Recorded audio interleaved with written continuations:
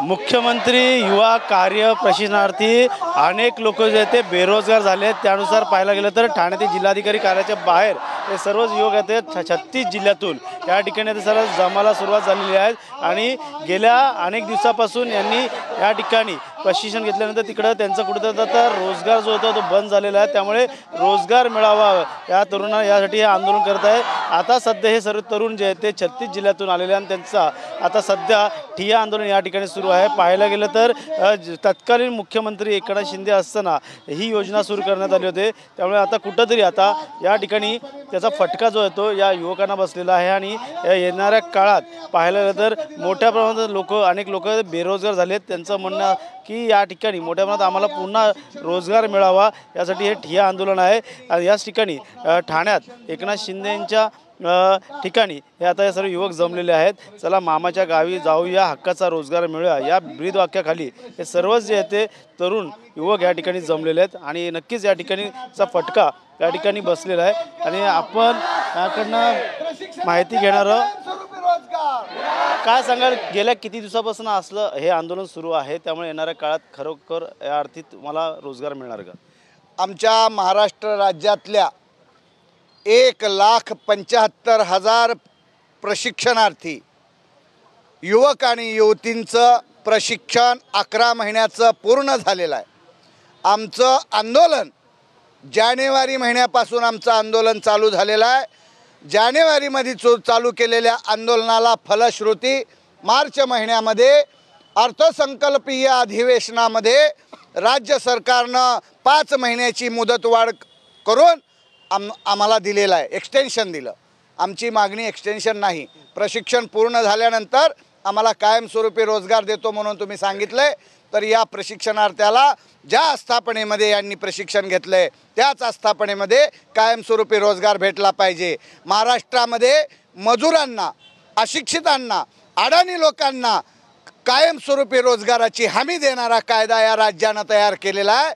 पण या शिकलेल्या पोरांना आणि या शिकलेल्या पोरींना मात्र 5-5 पदव्या घेऊन सुद्धा त्यांना शिक्षणाचे कुठेच रोजगाराची हमी देणारा कायदा या राज्यामध्ये नाही। म्हणून राज्य सरकारला आपल्या माध्यमातून सांगायचं आहे की या सुशिक्षितांना कायमस्वरूपी रोजगार देणारा रोजगाराची हमी देणारा कायदा या विधानसभेमध्ये हिवाळी अधिवेशनामध्ये झाला पाहिजे आणि यांच्या मानधनामध्ये दुप्पट वाढ झाली पाहिजे। अन्यथा यापेक्षा आंदोलन आम्ही तीव्र करू। आज आम्ही मामाच्या गावाला आलेलो आहे। या ठिकाणी पहा, 1 महिन्याचं बाळ घेऊन आमची ही युवती या ठिकाणी आलेली आहे। 1 महिन्याचं बाळ घेऊन डिलेवरी झाल्यानंतर 15 दिवसानं आस्थापना गाठून शाळेमध्ये शिकवण्याचं काम माझ्या या युवती बहादर तरुणीनं केलेलं आहे। तिच्या डोळ्यातले अश्रू पहा, तिच्या काखेतलं, तिच्या ओटीतलं बाळ पहा। आणि या सरकारला जर थोडीशी जरी माया, दया आणि कुठेतरी सहानुभूती असेल तर सत्तेच्या खुर्चीसाठी तुम्ही लाडकी बहीण, लाडका भाऊ म्हणलात, आता ह्या लाडक्या बहिणीचे लाडके मुलं आणि मुली म्हणजे एकनाथ मामाच्या, देवाभाऊच्या आणि अजित पवारच्या या महायुती सरकारच्या भाच्या आणि भाची या ठिकाणी तुम्हाला अर्थटाहो फोडण्यासाठी या ठिकाणी आलेले आहेत। काही आहे ते तरुणांना देखील विचारणार आहात। काही कुठून आलात,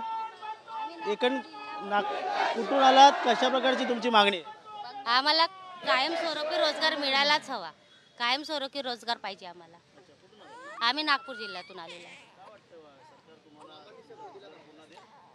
मामाने जो आधी आम्हाला शब्द दिला होता, आम्हाला प्रशिक्षणार्थी म्हणून आम्हाला ठेवण्यात आलं होतं, पण तो प्रशिक्षणार्थी न असता तो आम्हाला रोजगारच झाला एक प्रकारचा। त्यांनी आम्हाला मानधन दिलं तर आम्ही हा रोजगार समजतो। आता आम्हाला त्याच्यातून ते काढून राहिले। नक्कीच या ठिकाणी पाहायला गेलं तर अनेक जे आहेत त्या महिला तरुण या ठिकाणी आहेत। काय सांगाल, कुठून आलात, कशा प्रकारची तुमची मागणी? आम्ही नागपूर जिल्ह्यातून आलो आहे। आम्हाला कायमस्वरूपी पाहिजे आणि पेमेंट वाढी पण पाहिजे। हां, आम्हाला 2 महिने थांबलो होतं, आता आमचं कंटिन्यू डिसेंबरपर्यंत आहे। पण आम्हाला याच्या आधी, याच्या समोर पण आणखी पाहिजे। आम्हाला परमनंट करावं, हे रोजगार आम्हाला चालणार नाही 6,000त। ठिकाणी काही तरुण मंडळी देखील आहेत आणि याच ठिकाणी आता या ठिकाणी हातात फलक घेऊन या ठिकाणी मागणी करतायत। मात्र काहींची काय मागणी आहे, काहींचे काय प्रश्न आहेत ते देखील आपण त्यांच्याकडनं जाणून घेणार आहे। काय एकंदरीत तुमची मागणी? सर, आम्ही अक्कलकोटमधून आलो आहे। मला फक्त सरकारला एकच प्रश्न विचारायचा आहे की तुम्ही आता आम्हाला 11 महिन्याचं जे प्रशिक्षण दिलं त्यानंतर तुम्ही आम्हाला सर्टिफिकेट देणार, आम्ही त्या सर्टिफिकेटचं नेमकं करायचं काय? आम्हाला त्याचं उत्तर आता पाहिजे आणि आम्ही ते मिळवल्याशिवाय इथून जाणार नाही। मी तर जाणारच नाही। ठाणच का गाठलं तुम्ही? हां सर, ठाणच का गाठलं? ठाणं इथं आम्हाला आम्हाला हे योजनेमध्ये आणलेत ना, त्याच्यामुळं हे एकनाथ शिंदे हां त्यांच्याकडे आम्हाला कायमस्वरूपी करा आणि आम्हाला ते सर्टिफिकेटचा काहीतरी उपयोग पाहिजे आम्हाला। आता निवडणुका देखील येणार आहेत, त्या संदर्भात तरुण वर्ग रस्त्यावरती उतरणार?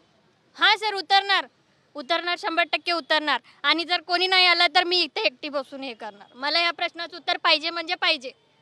या ठिकाणी पाहायला गेले तर अनेक जे ते बेरोजगार लोक आहेत या ठिकाणी ते आता या ठिकाणी बसलेले ठिय्या मांडून, त्यामुळे येणाऱ्या काळात लवकरात लवकर सरकार याकडे कशा प्रकारचं पाऊल उचलणार हे देखील आता पाहणं गरजेचं राहणार आहे। त्यामुळे अथर्वसह गणेश थोरात, TV9 मराठी, ठाणे।